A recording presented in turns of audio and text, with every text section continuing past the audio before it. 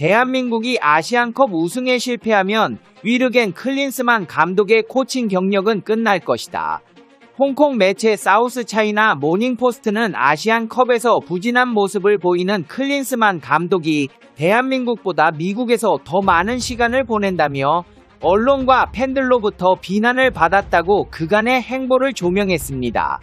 그러면서 대한민국이 아시안컵 우승에 실패한다면 클린스만 감독의 코칭 경력이 끝날 운명에 걸렸다고 언급했습니다.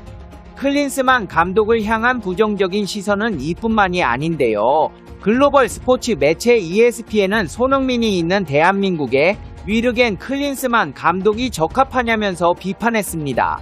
그러면서 대한민국은 아시아 최고의 팀 중 하나다. 하지만 아시안컵 마지막 우승은 1960년이다. 분명히 무언가 잘못됐다. 클린스만 감독이 우승을 자신하는 이유가 있다. 나폴리에서 바이에른 미넨으로 이적한 김민재가 있는데 그는 발롱도르 후보에도 올랐다. 황희찬은 이번 시즌 프리미어리그에서 10골을 기록했다. 이강인은 파리 생제르맹의 주축 선수로 자리 잡았다. 그리고 손흥민이 있다. 아시안컵에서 가장 뛰어난 선수이자 틀림없는 최고다.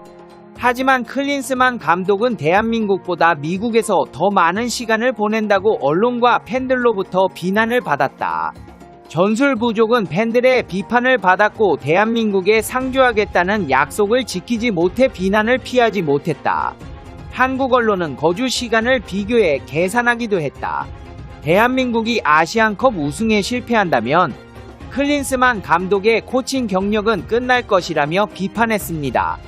이 같은 비판은 유력 언론들뿐 아니라 아시안컵을 바라보고 있는 기자들 사이에서도 공공연하게 나오고 있는 이야기입니다. 한국 대표팀의 경우 선수들은 좋지만 감독이 문제라는 것입니다. 카타르 아시안컵에서 졸전을 거듭하고 있는 한국 축구 대표팀은 어느새 아시아의 종이호랑이라는 비아냥까지 듣고 있습니다. 실제로 클린스만호는 이번 대회 조별리그에서 6골이나 내줬는데 이는 이번 대회 16강 진출팀 중 인도네시아와 함께 최다 실점 공동 1위입니다. 여기에 더해 준우승했던 당시 2015년 호주 대회 2실점과 8강까지 오른 2019년 아랍에미리트 대회 2실점, 전체 실점을 합친 것보다 3배나 많은 수치인데요. 놀랍게도 클린스만 감독은 말레이시아전 직후 가진 기자회견에서 조별리그에서 6실점 한 팀이 우승할 수 있다고 믿느냐는 질문에 우승할 것으로 절대적으로 믿는다고 답했습니다. 하지만 현실은 녹록지 않습니다. 한국의 우승 확률이 전체 5위라는 분석이 나왔는데요. 축구 통계 기록 전문 매체 옵타는 한국의 우승 가능성이 11%로 이는 일본 18.2, 카타르 16.8, 호주 14.7, 이란 12.2보다 낮은 수치입니다. 당장 16강전에서 사우디아라비아를 누를 확률도 52.7로 47.3위인 사우디아라비아와 엇비슷하게 나타났습니다. 양 팀의 전력이 사실상 비슷하다고 분석한 것인데 한마디로 당장 16강도 쉽지 않을 것이라는 겁니다. 사우디의 피파 랭킹은 56위로 23위인 한국보다 33계단이나 낮습니다. 16강에서 이같이 어느 한쪽으로 승리 확률이 쏠리지 않은 대지는 한국, 사우디전뿐인데 바레인을 만나는 일본은 16강을 돌파할 가능성이 75.4%로 추산됐고 신태용 감독이 이끄는 인도네시아와 격돌하는 호주는 81.2% 확률로 압도적 우세를 점쳤습니다. 조별리그 A조에서 3승을 올린 개최국이자 디펜딩 챔피언 카타르 역시 80% 확률로 팔레스타인을 따돌리고 8강에 오를 것으로 예측됐습니다. 상황이 이런 가운데 클린스만의 골 때리는 인터뷰가 화제가 되고 있습니다. 일각에서는 클린스만이 축구 감독을 하고 있는 것이 아니라 제3자 입장에서 축구 경기를 관람하며 즐기고 있고 소시오패스적인 모습을 보이고 있다는 주장까지 나오고 있는데요.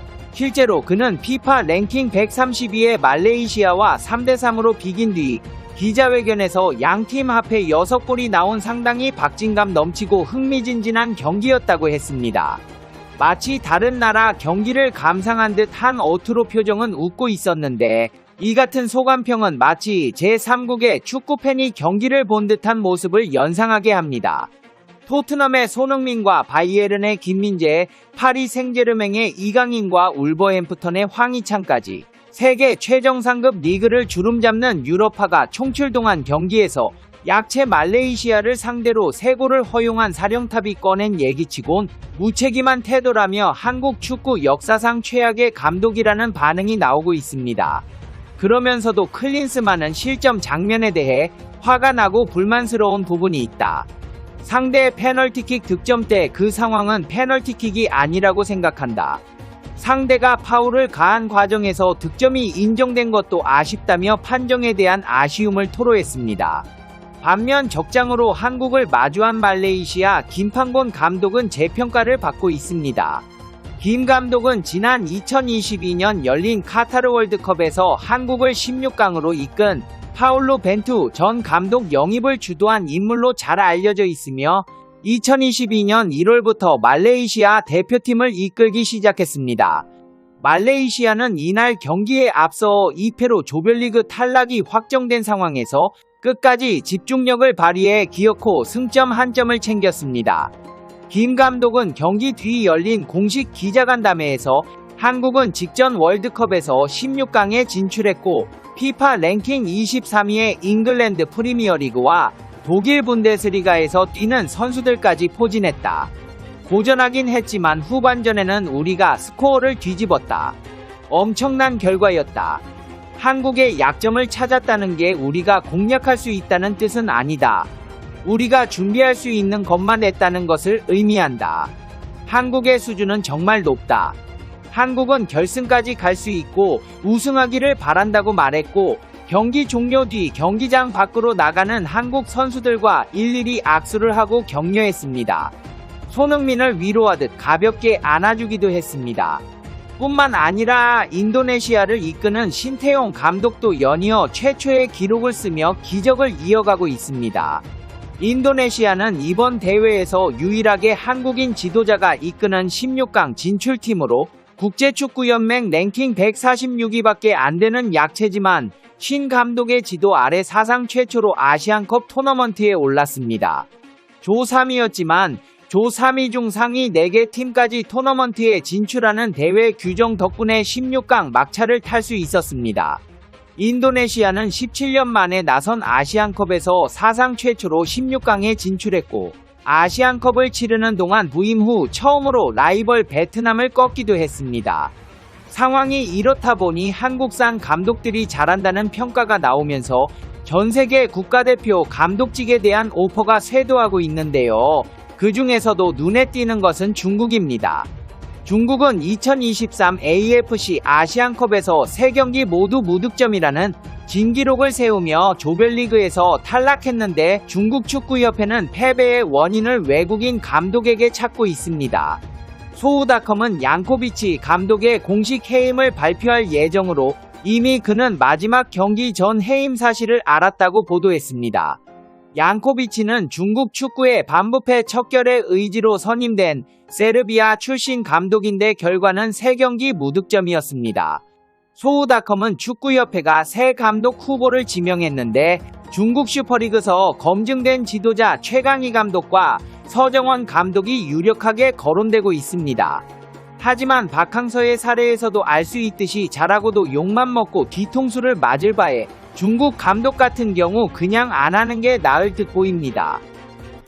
페페TV 시청자 여러분은 어떻게 생각하세요? 페페TV는 여러분의 생각이 궁금합니다. 댓글로 여러분의 생각을 남겨주세요. 여러분, 행복한 일은 매일 있습니다. 아무도 당신에게 상처 줄 자격이 없습니다. 다른 사람들이 아무렇게나 던지는 말에 상처받지 말고 오늘도 세상에서 가장 소중한 당신에게 잘해주기로 약속해요. 가장 큰 성공은 행복한 당신입니다. 그럼 다음 영상에서 봬요. 안녕.